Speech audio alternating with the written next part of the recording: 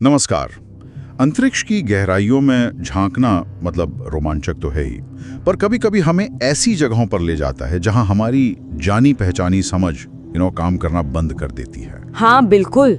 आज हम नासा और स्पेस एक्सप्लोरेशन के कुछ ऑफिशियल रिकॉर्ड्स है ऐसी ही हैरान करने वाली अनसुलझी घटनाओं पर बात करेंगे। जी, ये वो पल हैं जब अंतरिक्ष ने हमें सच में चौंका दिया। मतलब डेटा तो था हमारे पास, लेकिन उसके मायने क्या थे ये एकदम साफ नहीं हो पाया। सही कहा। ये घटनाएं दिखाती हैं कि ब्रह्मांड को समझने की हमारी कोशिशों में अभी भी कितनी चुनौतियां हैं, है ना? बिल्कुल। तो चलिए इस सफर की शुरुआत करते हैं चांद के उस पार से, अपोलो 10 मिशन और वो जो रहस्यमयी आवाजें थी। हाँ, तो मई 1969 अपोलो 10 मिशन चांद का चक्कर लगा रहा था। एक तरह से अपोलो 11 की लैंडिंग की तैयारी चल रही थी। जी। जब यान चांद के पीछे गया जहां से पृथ्वी का कोई कांटेक्ट नहीं था, तो तीनों एस्ट्रोनॉट्स ने अपने हेडसेट में कुछ बहुत अजीब सुना। एक तरह की वू करती हुई, मतलब म्यूजिक जैसी आवाज। और ये कोई ऐसी वैसी घटना नहीं थी। वो आवाजें लगभग 1 घंटे तक आती रहीं। आप सोचिए, 1 घंटा? हाँ, और रिकॉर्डिंग तो दशकों तक, मतलब 2008 तक क्लासिफाइड रखी गई। अच्छा। सबसे अजीब बात यह है कि चांद का न तो कोई घना वायुमंडल है और न ही पृथ्वी जैसा कोई मैग्नेटिक फील्ड।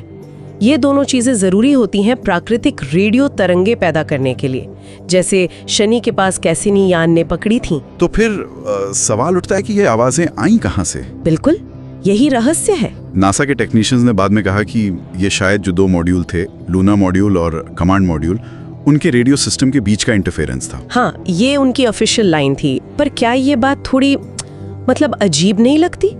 खासकर जब अल वार्डन जैसे अनुभवी एस्ट्रोनॉट खुद कह रहे थे कि ये सामान्य शोर जैसा नहीं था। सही बात है। वो लोग इतने ट्रेन थे, अनुभवी थे, वो रेडियो की सामान्य गड़बड़ियों को पहचानते थे और उन्होंने इसे तुरंत रिपोर्ट करने में भी झिझक दिखाई थी। हाँ, शायद डर था कि कहीं उन्हें अनफिट न मान लिया जाए मिशन के लिए। बिल्कुल। तो ये मानवीय पहलू भी है, इसलिए वो आधिकारिक व्याख्या जो है इंटरफेरेंस वाली, उस पर आज भी सवाल उठते हैं। वो आवाजें अब भी एक मिस्ट्री हैं। ये चांद की पहेली तो है ही, लेकिन मंगल ग्रह ने भी कुछ कम हैरान नहीं किया।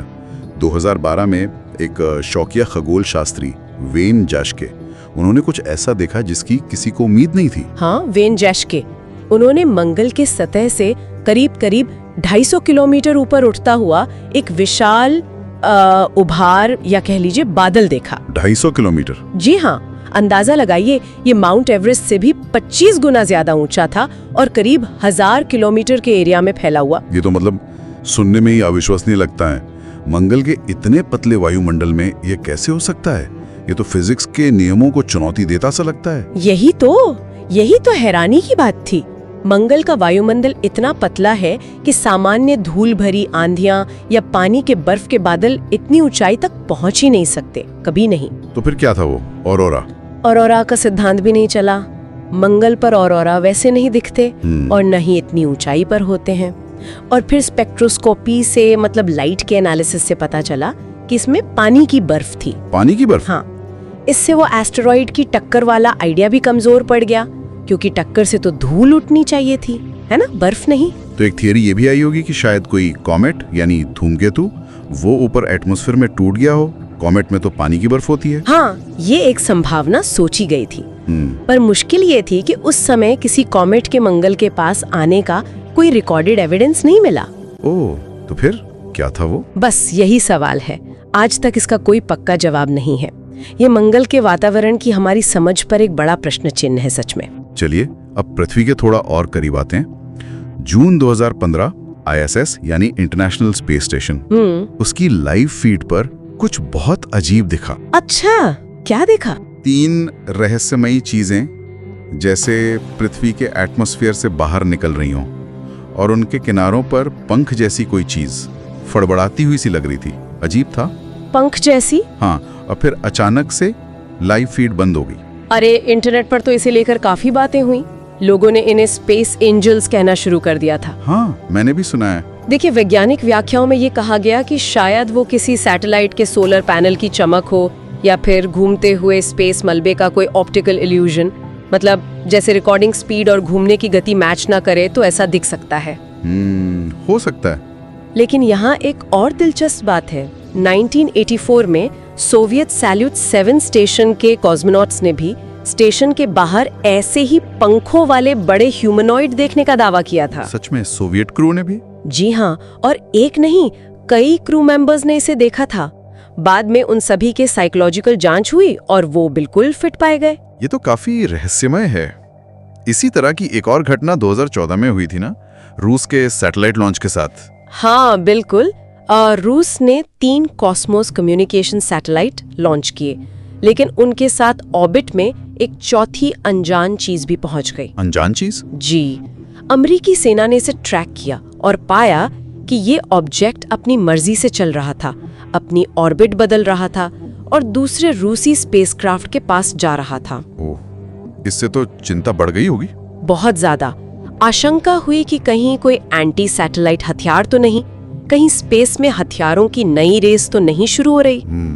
रूस ने पहले तो कुछ नहीं कहा, इसे नजरअंदाज किया, फिर कई महीनों बाद बोला कि यह यूनिवर्सिटी का एक्सपेरिमेंट था, जिसे कॉस्मोस 2499 नाम दिया गया। यूनिवर्सिटी एक्सपेरिमेंट जो दूसरे स्पेसक्राफ्ट के पास जा रहा था? हाँ, मतलब ये घटनाएं दिखाती हैं कि पृथ्वी की कक्षा भी कितनी रहस्यमयी हो सकती है और कैसे जमीन के तनाव अंतरिक्ष तक पहुंच जाते हैं। तो चाहे वो चांद के पास की वो अनसुनी आवाजें हों, या मंगल का वो विशालकाय समझ से परे बादल हो, या फिर पृथ्वी के ऑर्बिट में घूमती ये अजीब चीजें।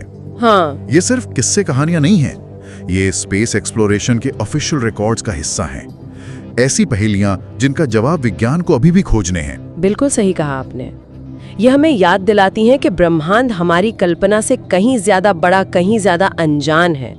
हर ऐसी खोज, चाहे वो कितनी भी हैरान करने वाली क्यों ना हो, हमारी समझ को आगे तो बढ़ाती है, पर यह भी सिखाती है कि डेटा हमारे पास हो सकता है, लेकिन उसकी सही व्याख्या करना कितना मुश्किल हो सकता है, और हमें हमेशा अप्रत्याशित के लिए तैयार रहना चाहिए। सही बात है, और ये सोचने पर मजबूर करता है कि अगर ये वो अजीब घटनाएं हैं जिन्हें हमने किसी तरह दर्ज कर लिया है, तो अंतरिक्ष की उन गहराइयों में ऐसा और क्या-क्या हो रहा होगा जिसे हमने अब तक देखा या सुना ही नहीं है। जी बिल्कुल, अनंत संभावनाएं।